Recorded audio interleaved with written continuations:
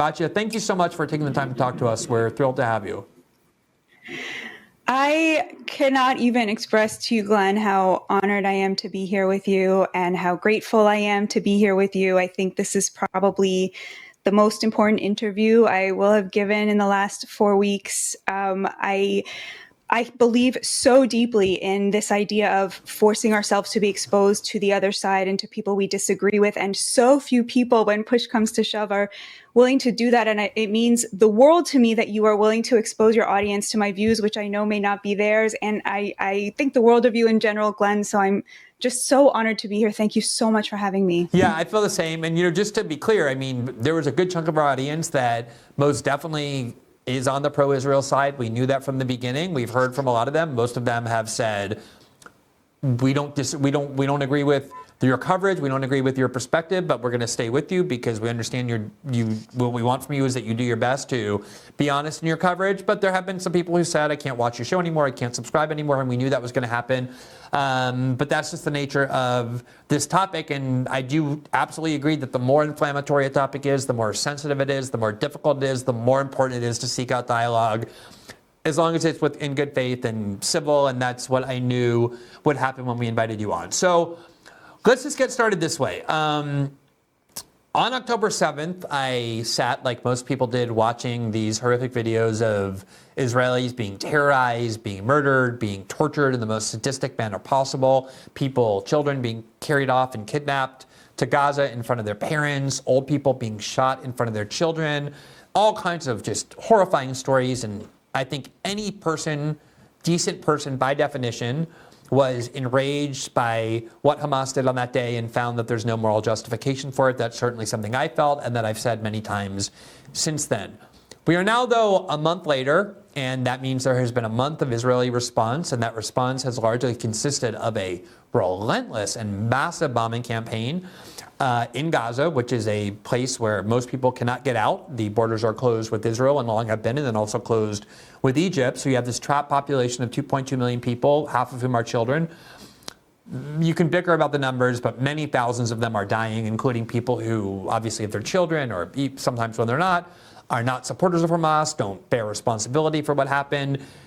It has to be a tragedy for any decent person as well. And I'm sure you look at that with empathy as well. So given where we are now, what is your overall view of this conflict between the Gazans and the Israelis? Wow, overall view. I mean, yeah, the word tragedy definitely comes to mind. The images coming out of Gaza are unbearable. Of course, like you said, the images coming out of Israel on October 7th, I think really, for me and for a lot of people, changed the world in many ways.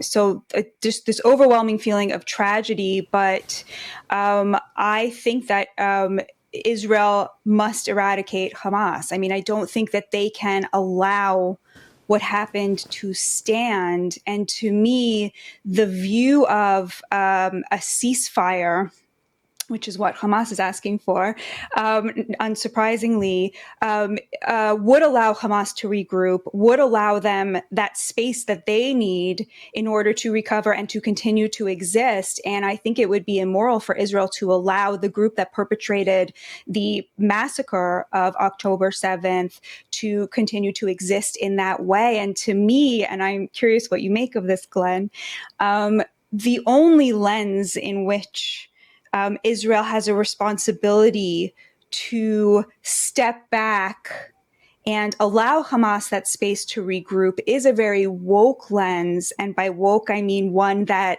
replaces an objective sense of what is moral and what is right with a view that the party with less power has an inherent virtue associated with it. And if that is Hamas, then that is Hamas. And I think that that is, to me, the only lens that it makes sense to say that we should accede to the demand of Hamas, who is still holding 240 Israelis and Americans and other nationalities hostage and perpetrated that event. And I think that that view that sort of valorizes weakness is the one that people apply when they ask Israel to have suffered October 7th and then just sit back and allow Hamas to continue to exist.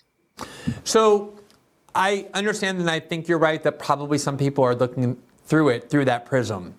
The prism through which I'm looking at this, though, is the prism of the laws of war, which have been developed over several centuries now, but really became very kind of established and clear and formidable in the wake of World War II, when the world looked at the atrocities that drove that war, including the Holocaust, but things like mass bombings of Dresden and other places, the use of nuclear weapons, the lack of regard for civilians, the intentional bombing of civilians, and created a body of rules and laws that were designed to limit what countries can do, even when they're fighting a just war. And part of those are things like it's a war crime if you try and collectively punish a population. There are restrictions on what kind of structures you can bomb. You can't bomb ambulances or hospitals or schools or places of worship. And I understand all the Israeli responses that sometimes those are used by Hamas and all of that.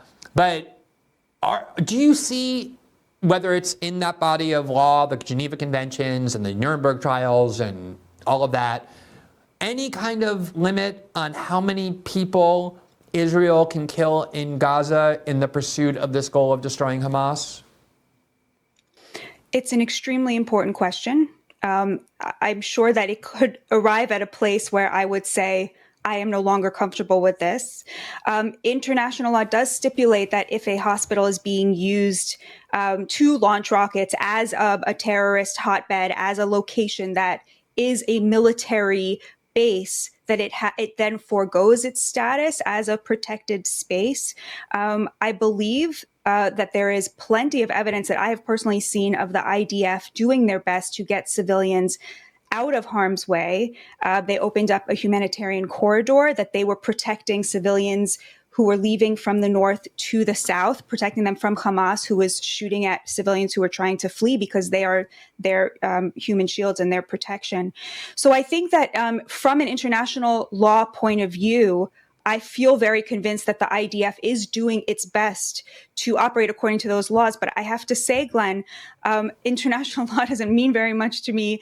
I'm much more of a kind of America first nationalist person. I don't believe that international law or human rights are real, because not because I don't want them to be, but because a right is a contract that you make with a government that can exercise state power against you. And there is, thank God, no international body that can impose, for example, the laws of the EU, which I'm sure you hate as much as I do because they don't believe in free speech, upon us. And the tragedy of the Palestinians is that they are stateless, is that there is no government that is answerable to them to protect their civil rights, that in the West Bank, the Israeli government exercises state power against them without giving them the civil right to vote for that government, and that they're living under Hamas dictatorship in Gaza. And so to me, I think that if you look at the international law, I feel very convinced that Israel is doing its best to follow it.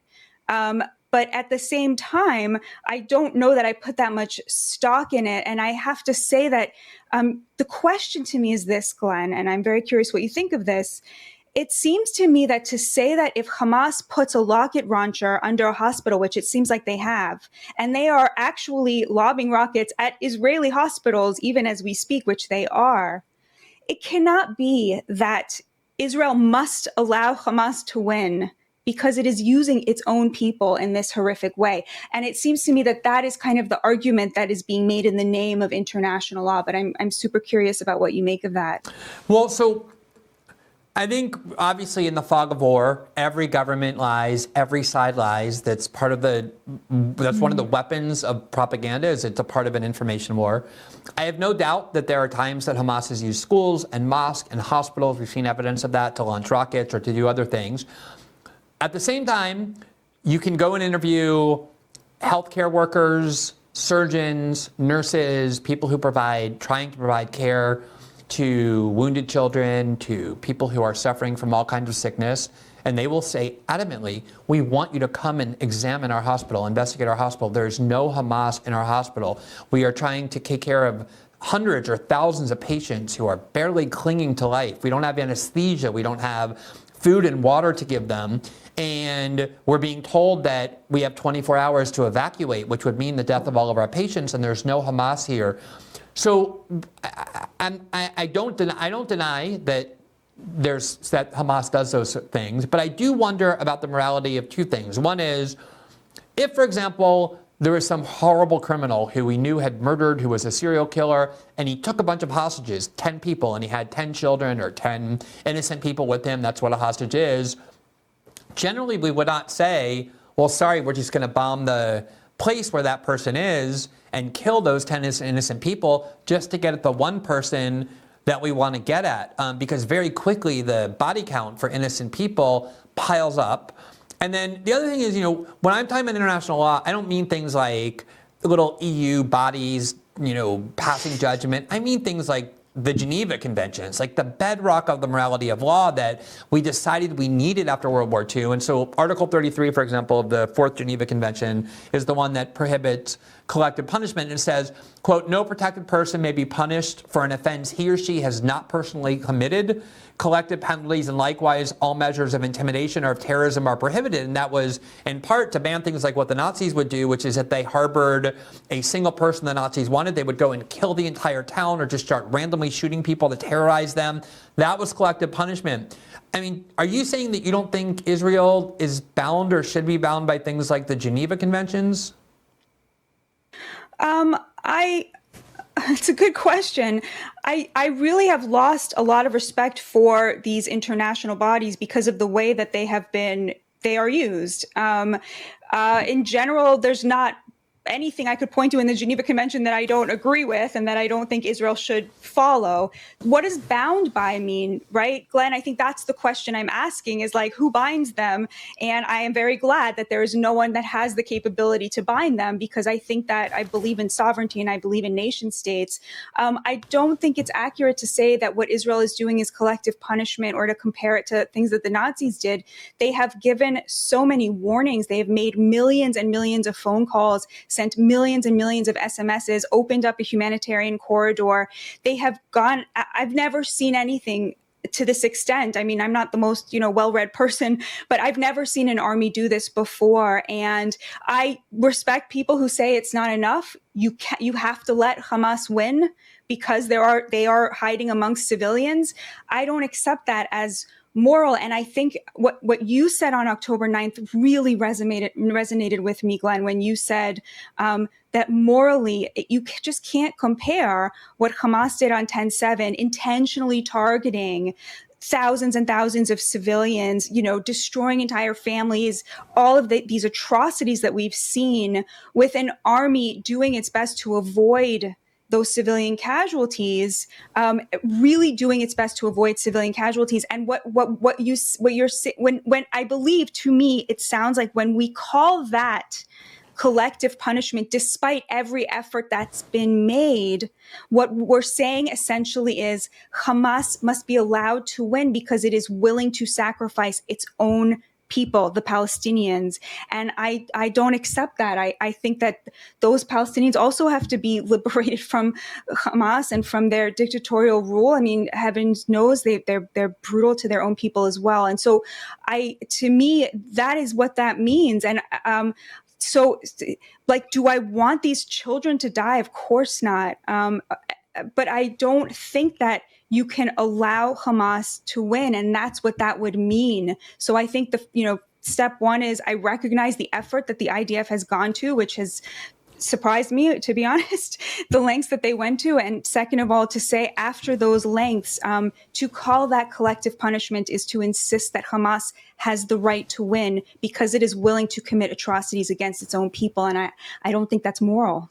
So I want to talk about that statement that you referenced on October 9th that I made in explaining why I could never find justification for what Hamas did, no matter how much I might sympathize with the Palestinian cause or believe that the Israeli expansion of settlements and the denial of statehood is immoral, that I was basically saying you have to draw a moral line somewhere no matter how much you support a particular cause. There just has to be certain things that are over the line, and going to a place and seeing a bunch of kids at a music festival or breaking into a house and seeing a family. I mean, there were a lot of people killed that day in Israel. We never got real numbers, but a lot of them were in the military, were police forces, people that you would normally think are legitimate targets. There were a lot of, obviously, civilians. We saw probably hundreds of them at least that were treated in the most horrific ways. And I was saying you have to have a moral line, and that has to be over the moral line no matter what the cause.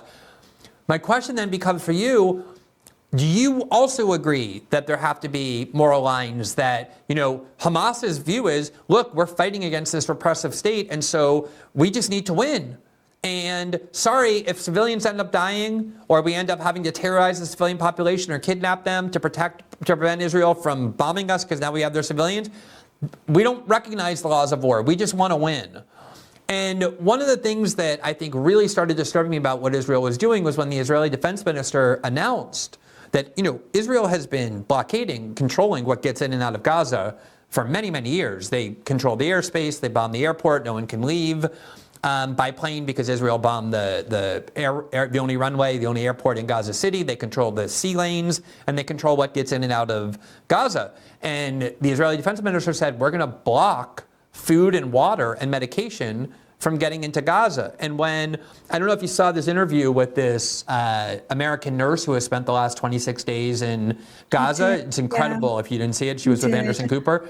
And she basically said the reason we had to leave was because we were going to die within 2 days or 3 days simply from starvation. There's no food in Gaza. There's no clean drinking water.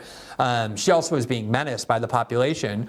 But she was describing conditions there that seemed very connected to me to what the defense minister vowed they were going to do, which was blockade food and water, and only a tiny portion of what you need for survival in Gaza is getting in. So you're right. I did say there needs to be moral lines for whatever cause you support. And so I guess what I'm asking you is, what are those lines when it comes to Israel? Like, is blockading food and water and preventing that from getting into the entire population over a moral line that you think Israel should observe? I was very glad that, President Biden and Antony Blinken convinced Israel that that was a mistake and that they reversed course on that. I don't know how I would feel if I myself had a family member who was being held hostage, but I wasn't comfortable with that. Yeah, I think that for me was a red line. Yeah. So let me just ask you this idea of destroying Hamas. I absolutely understand why after every single person I know, Jewish person I know in my life, was genuinely traumatized by October 7th. Like, I know people who are barely political, who haven't really cared much about Israel, who are kind of even critical of it, who just transformed as a result of what they saw on October 7th in a way that made them much more supportive of Israel than ever before. And so this idea that, well, we have to go and destroy Hamas, so they can't do that. You can't have a country when you have armed men coming into your country and doing that to civilians. You have to protect your citizens by taking action. The idea of destroying Hamas, though, I mean, this is not the first time that Israel has massively bombed Gaza. There have been many times, nowhere near this scale. But back in 2014, many other times, thousands of people in Gaza were killed through sustained bombardment campaigns. That was a 51-day bombing campaign. What does that mean, destroy Hamas? Like, does it mean kill every person who's currently affiliated with Hamas? Because even if you do that, don't you think that on some level, when people in the West Bank, when people in throughout the Muslim and Arab world watch what Israel is doing in the name of destroying Hamas, that it's going to increase the amount of anti-Israel rage and hatred and increase the number of people who want to bring violence to Israel, even if this group, quote, Hamas no longer exists, it'll just be done under some other name? I don't think that. Let's take the West Bank, for example. There's always been this rivalry between Fatah and Hamas in the West Bank. I think right now there's this attempt to sort of build up Abu Mazen as an alternative, which is not going to get very far. He's deeply unpopular. I think there's a lot of anger at Israel. But to me, if you take kind of a step just a little bit further back, the Abraham Accords, by and large, are holding, which I think is very surprising as well. I really think that President Trump changed the calculation there. We do see that the Saudis do still seem interested in normalizing relations with Israel, which I think is a really big deal. And one of the reasons that Israel is different from Ukraine and why I think we should be supporting Israel, and I don't think we should be supporting Ukraine, because of Israel's ability to pull its own weight as an ally and bring something to the table, something like Saudi Arabia. And so to me, these Arab countries they have look, for better or for worse, I mean, it's also bad that they have abandoned the Palestinian cause, right? I mean, it's never been more devastating to be Palestinian, because these countries that used to be terrified of the Arab street, and saying anything, that was not like extremely pro-Palestinian, it's clear that the game has changed thanks to President Trump. And so to me, it's, what happens the day after in Gaza is an extremely important question. How do we ensure the rights of the people there are protected in a way that they haven't been? By the way, as I'm sure you've, told your audience many times, Bibi Netanyahu was very involved in building up Hamas as an alternative to Fatah, because he thought that weakening Abu Mazen would forestay, the Palestinian state, the possibility of a Palestinian state. That seems to me to be sort of obviously over. So to me, yeah, I would say killing every last person who was involved in planning and executing this attack, killing the leadership, getting rid of that leadership. And then, I mean, to me, the obvious choice for who would negotiate, who would be the people to negotiate, would be the Saudis. That's maybe wishful thinking. But thinking about this, for the West, which always uses a kind of racial lens to look everything, right? We impose this racial binary onto everything, especially Americans. We see this as Jews versus Palestinians. But for the Israelis and for, I think, a lot of the Arab states, this is a sort of an Arab-Israeli conflict. This is about the region, and much of the Arab-Israeli part of that was just completely changed with the Abraham Accords. And so we're looking at a very different picture. It's very hard to say what's going to come.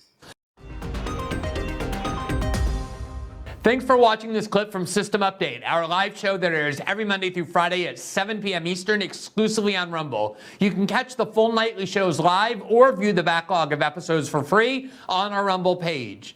You can also find full episodes the morning after they air across all major podcasting platforms, including Spotify and Apple. All the information you need is linked below. We hope to see you there.